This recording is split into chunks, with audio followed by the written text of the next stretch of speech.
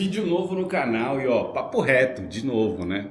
Fala galera, tem um pessoal, né, que começou a me seguir por causa de Toguro, ou enfim, foi impactado, e tem muita gente que me pergunta, Japa, eu não sei direito o que que você faz e qual que é a tua história, né? Porque no Instagram eu fico mostrando meus hobbies, eu mostro o carro, eu mostro que eu gosto de relógio, meu filho, mas assim, exatamente o que que você faz, qual que é a tua história, né? Então, há pedidos, né, ali das legendas e tudo mais. Vou contar rapidamente aqui porque eu não gosto muito de ficar falando da minha história, enfim. Mas deixa eu me apresentar para vocês, para quem não me conhece. Será que esse tem que ser o primeiro vídeo que tá com lá do YouTube, né, para as pessoas eu me apresentando e para as pessoas entenderem quem que é o Eric, qual que é a história dele, o que que ele tá fazendo agora, enfim. Mas primeiro prazer, né? Eu sou Eric Shibata, eu sou o primeiro astro designer brasileiro. E essa coisa do astro design eu vou falar para vocês aqui, já fica uma dica depois de marketing. Mas eu sou o primeiro astro designer brasileiro. Eu sou formado em desenho industrial, projeto de produto pela Belas Artes de São Paulo. Isso já tem mais de 20 anos. Então, na verdade, quando eu fiz faculdade, eu sempre fui apaixonado por carro. Quando eu fiz faculdade, tanto sou apaixonado, tô com camiseta exclusiva aqui, Miami Edition, sei lá o que que é isso. Mas sempre fui apaixonado por carros, por causa da minha família, enfim, vindo classe média de São Paulo, salão do automóvel com meu pai. Eu falei, eu quero desenhar carros. Quando eu crescer, eu quero desenhar carro. E eu nem sabia que existia uma faculdade de design, imagina isso há 25 anos atrás, né, 30 anos atrás. Eu tô pra lá dos 40 aí, gente, 40 aí, ali quase no meio. Mas eu sempre quis desenhar carros, falei, pô, então eu vou fazer engenharia mecânica, porque engenharia mecânica deve ser isso. E estava até prestando processo seletivo, quando eu fiz 18 anos, estava prestando processo seletivo para engenharia mecânica, porque eu tinha um primo meu que já fazia engenharia mecânica lá em Florianópolis. Eu falei, pô, vou fazer engenharia mecânica. No meio do processo seletivo eu descobri essa faculdade de design. E era muito perto da minha casa, lá na Vila Mariana, lá, né, aqui em São Paulo, na Vila Mariana. Eu falei, vou fazer. Aí eu olhei mais ou menos e já na escola, né, eu sempre gostei, na verdade eu sempre falei, vou fazer design de produto, mas eu sempre gostei de fazer capa de caderno, recortando, eu fazia desenhos nos passes de metrô, tipo, eu meio que grafitava os triângulos, umas texturas orgânicas que eu tenho, eu fazia nos passes de metrô. E as coisas foram acontecendo, enfim, sempre faculdade, fazia capa de caderno de todo mundo, com tema de surf, carro, enfim, várias outras coisas, comprava revista, recortava. Na verdade já fazia um design gráfico ali sem saber o que eu estava fazendo, né? Mas fui para a faculdade, passei, minha mãe e meu pai me incentivaram super a fazer, ninguém sabia o que era essa profissão, que fim ia dar tudo isso. Mas a gente fez, eu fiz, comecei e foi muito bacana, assim, porque, na verdade foi muito bacana porque, né, eu lembro até hoje, no primeiro dia de aula, o diretor entrou lá, Edi, formado em design de produto, ele falou, gente, ó, dessa turma aqui de 30, 40 alunos, só 2 vão trabalhar com design no futuro. Eu falei, nossa, que beleza, hein? Escolhi a profissão certa para mim, né? Eu falei, nossa, vai ser difícil agora, né? Mas aquilo foi muito bacana, eu fui entendendo sobre as coisas e aí no meio do processo da faculdade de design eu entendi também que cara, não levava futuro para desenhar carro. Não tinha habilidade na mão para fazer tudo isso, enfim. Mas eu falei, puta, agora eu não sei o que eu vou fazer, acho que eu vou pro design gráfico, né, que você escolhia e tal, mas eu falei, vou continuar no design de produto. E aí eu continuei, me formei em design de produto. Trabalhei por um tempo, um ano, sei lá quanto tempo, como estagiário numa empresa de material de ponto de venda, foi muito bacana, que foi a fábrica era dentro da favela da Heliópolis, e lá foi bacana para mim, porque eu pude entender como tudo funcionava, né? Assim, eu não tinha acesso a nenhuma comunidade, enfim, como que era essa coisa do trabalhar, mas rapidamente eu recebi uma proposta para trabalhar na Embraer, porque a Embraer estava formando um time da aviação executiva que precisava lançar aviação executiva no mundo. Eu falo até hoje, eu não sei como meu chefe conseguiu convencer o diretor dele, o presidente da Embraer, a contratar umas 30 jovens designers, meninos e meninas, para fazer tudo isso acontecer, né? Mas o que eu falo que foi bacana, quando eu recebi a ligação, é que eu não sabia o que era Embraer. De cara eu falei, puta, Embraer, eu confundi com Embratel, empresa de telefonia, até falo, né? Lá, a hora que a mulher da RH me ligou, eu falei, não, Embratel, adoro, né? Ela falou, Embraer, você conhece? Eu falei, conheço, adoro, empresa de telefonia, vou adorar trabalhar aí pra vocês. E aí ela falou, não, fabrica avião. Eu falei, putz, tudo bem, também tô adorando, porque eu adoro voar os Boeings e tal. Ela, não, Eric, ó, não é Boeing e tal, é uma empresa brasileira de aviação, fica aqui em São José dos Campos, você topa? Eu falei, lógico que eu topo, eu precisava trabalhar, né? E aí me mudei de São Paulo para São José dos Campos, passei quase 15 anos da minha vida lá. Acho que o que foi bacana assim é que eu nunca tinha saído do Brasil e lá eu tive a oportunidade de conhecer quase 40 países diferentes, viajar o mundo inteiro, conhecer outras culturas. E uma das coisas importantes, né, assim, tem várias coisas importantes da Embraer que foi uma escola para mim, é que lá eu pude entender sobre cultura e regionalidade, né? Então que cada país pensa diferente, tem hábitos diferentes, e hoje eu uso isso no meu design, né? Eu falo sempre aquele avião que para mim é icônico, que eu sou fã do cara do Jack Chan, que é vermelho com amarelo, não é uma combinação de cor que eu gosto, mas para a cultura chinesa naquele momento é uma combinação de cor maravilhosa. Então acho que você tem que entender quem é seu cliente, né? E como que funciona a cabeça dele aqui. Mesma coisa aqui em São Paulo, né?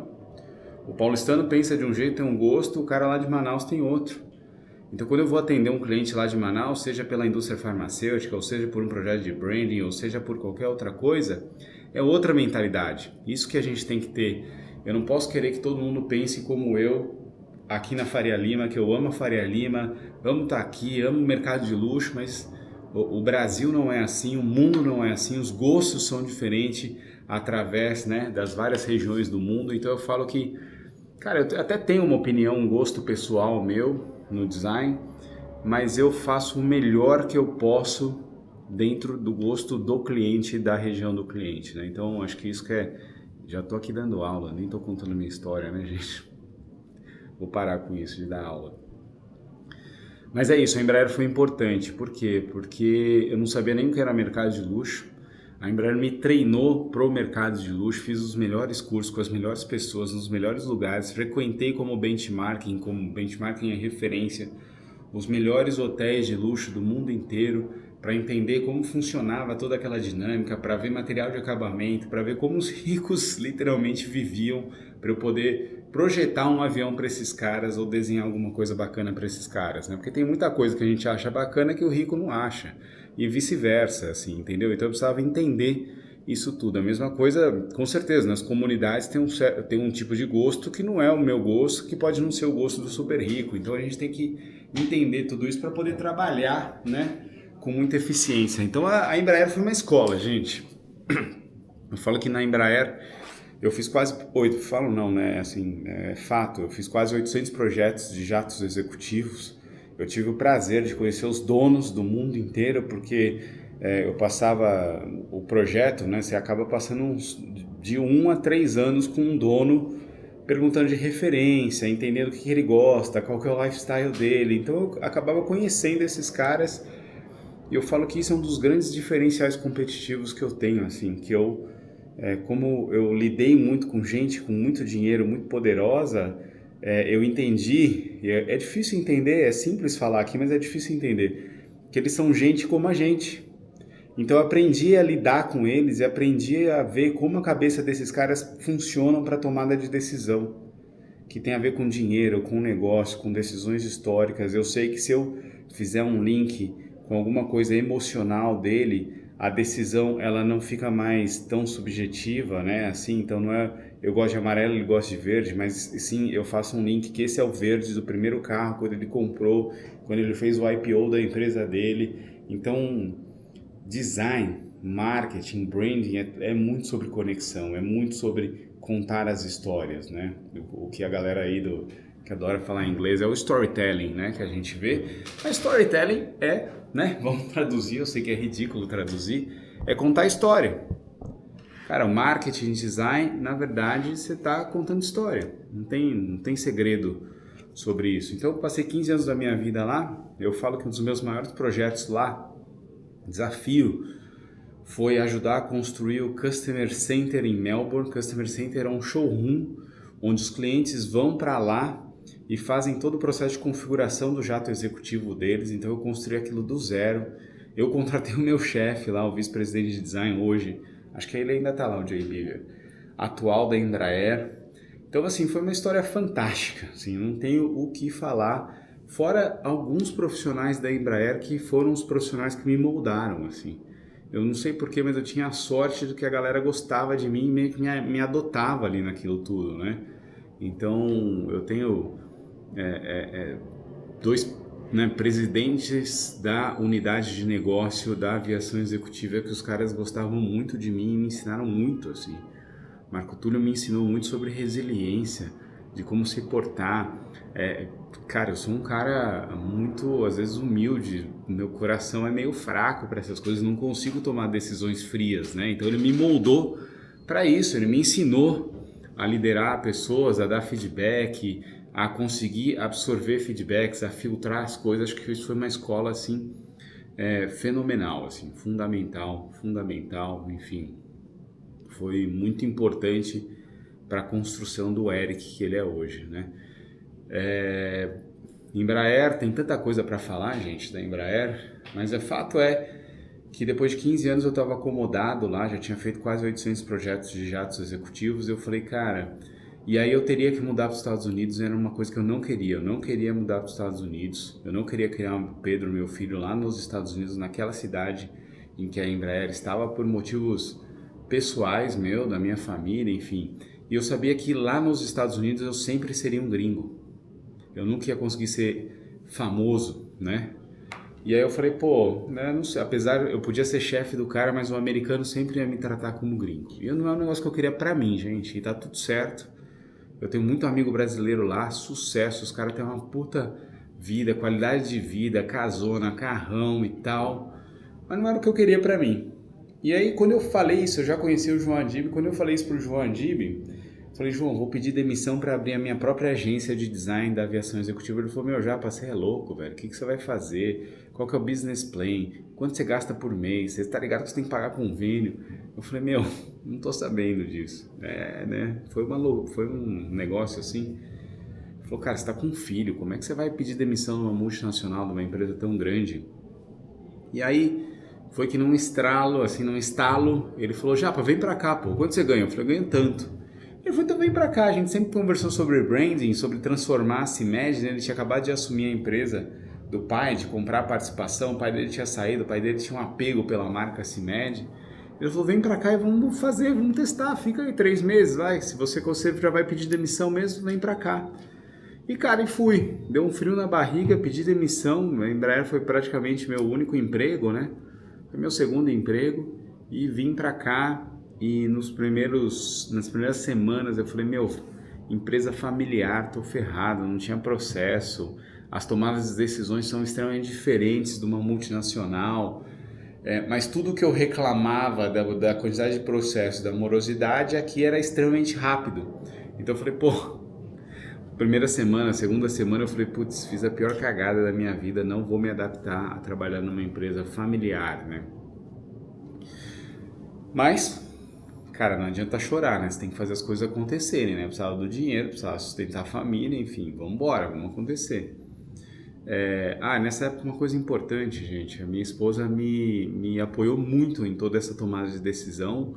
Ela nessa época, ela tinha um salário maior que o meu e ela falou, meu, vai lá, testa, vai ser feliz, entende o que você gosta, você tá acomodado aqui, você volta para casa, né, reclamando que não tem nada, nenhuma novidade. E a gente segura as pontas, não tem problema. Se der errado nessa média, eu seguro as pontas. Vai testar. E aí acho que foi muito bacana, assim, né? Hoje a Camila, minha esposa, aparece pouco, porque ela é muito low profile, mas nesse último ano ela vem trabalhando comigo, porque ela é mais sensata, organizada, contrato, dinheiro, financeiro. Eu sou completamente desorganizado com isso. A gente cresceu muito quando ela veio trabalhar comigo. Foi uma decisão que a gente teve em conjunto e super bacana. Então, financeiro, não tem porquê, né, eu confiar, enfim, contas, enfim. Mas super legal. Vim para a CIMED e, cara, ficamos 3 anos fazendo um trabalho interno de B2B, de endomarketing, de consertar embalagens, porque às vezes a galera vê a gente hoje e fala, nossa, já quero fazer, vou explodir. Fala, meu, não adianta, você tem que fazer o seu arroz com feijão bem feito, para depois você mirar lá para fora. Dá para acelerar o arroz com feijão, mas não adianta você querer só explodir se você não faz o básico bem feito. Então eu passei 3, 4 anos aqui na CIMED fazendo o básico bem feito. Catálogo, embalagem, endomarketing, camiseta, uniforme. E aí a gente foi criando essa cultura tão forte, né?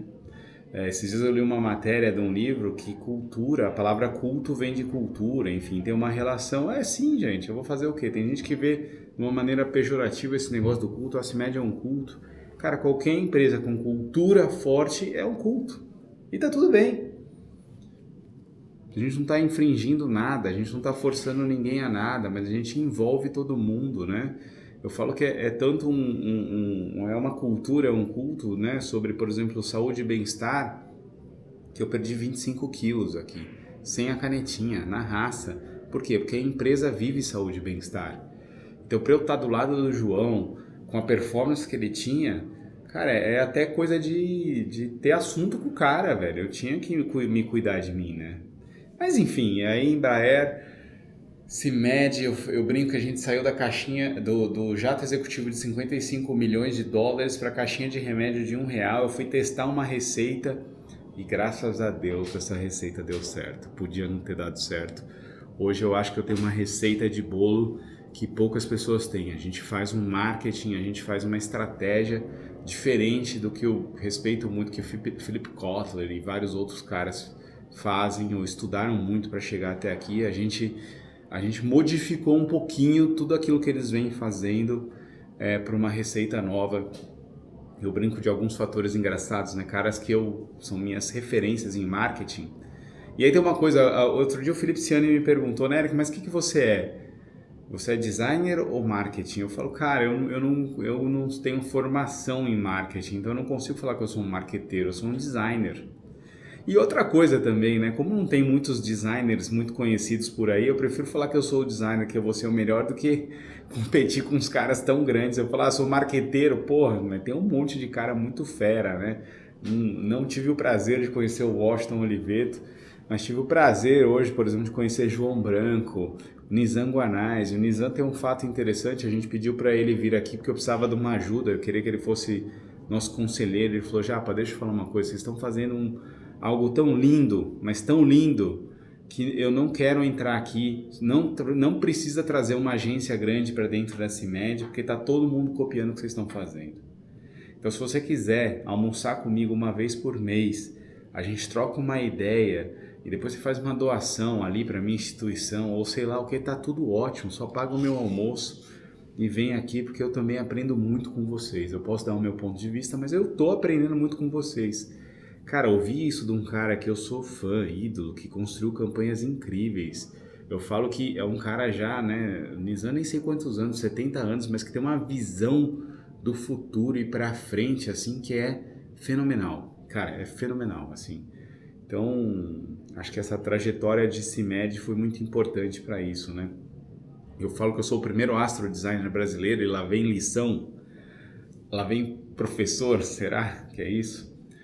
Porque aqui na CIMED a gente teve um projeto que a gente mandou as vitaminas lá para o espaço, isso por uma conexão que eu tinha por causa do ITA, de Embraer, enfim, coisa louca. E estudando muito sobre essa economia aeroespacial, eu descobri que todo mundo da agência russa, eles se autodenominam astroengenheiros, astro não sei o quê. Então todo mundo que trabalha com a engenharia aeroespacial, né, eles se denominam astro. E eu falei, pô, não conheço nenhum astro designer, principalmente brasileiro. Então eu mesmo vou me nomear, eu fiz um projeto, mandei as coisas para o espaço, desenhei a plaquinha. Eu mesmo vou me denominar, autodenominar o primeiro astro designer brasileiro. E aí já fica uma lição de branding, de marketing, que é contar a história, né? Como é um negócio tão diferente, as pessoas memorizam. Então ficou essa questão do astro design brasileiro. E é isso, gente. Já tô aqui 20 minutos tagarelando, né? Acho que esse é um pouquinho da minha história. Agora Esse ano eu saio da diretoria da CIMED e entro como advisor, porque eu tenho outros negócios, né? Eu estou ali também como sócio investidor da Six, que é uma academia 6 estrelas do Brasil. Então, na verdade, eu estou aprimorando a minha receita e tentando aplicar em outros negócios. E agora com uma cabeça de empreendedor, né? Além de ser designer, ter toda essa visão, mas faz parte do meu futuro pensar como um empreendedor, até porque, cara, eu preciso aposentar, né? Não posso depender, enfim, do governo. Eu preciso fazer meu pé de meia para me aposentar também, para não ter que depender do Pedro, do meu filho, porque eu quero ter minha independência, não preciso ficar milionário, bilionário, mas quero ter um conforto na minha vida. Então agora eu estou como empresário, né, da Six, continuo aqui como advisor, entendendo muito sobre comunicação, aprendendo muito sobre comunicação, puxando outras frentes para a CIMED, porque tem um cara foi meu chefe, né, Ivan Alessandro, ele falou, Japa, o ápice da minha carreira é quando eu chegar aqui na Embraer eu poder ficar só tomando cafezinho. Aí eu sei que a minha equipe é de alta performance, está voando e que eu treinei eles, né? Então na parte de design tá tudo mais dominado. Aonde o Eric entrega valor agora? Em projetos especiais, em outras coisas, em outras tecnologias, em outras metodologias aqui para a CIMED. Então a gente fez essa mudança e transição de carreira, friozinho na barriga, porque como advisor o CPJ, o CLT tem o plano de saúde, né? O CLT é louco pelo plano de saúde. E aí agora eu tenho que pagar meu plano de saúde, né? Então dá um friozinho na barriga, mas faz parte. Então, gente, já falei demais. Vídeo hoje, comenta aí se vocês gostam desse formato ou não e vamos com tudo. E no final eu quero saber o gosto de vocês, mas também o meu YouTube é uma brincadeira, eu vou mostrar as coisas que eu gosto, o meu dia a dia, sem muita pretensão também, tá bom? Então, meus amigos, falou, abraço e a gente vai se falando por aí, se encontrando em mais rolês aleatórios. Valeu, abraço.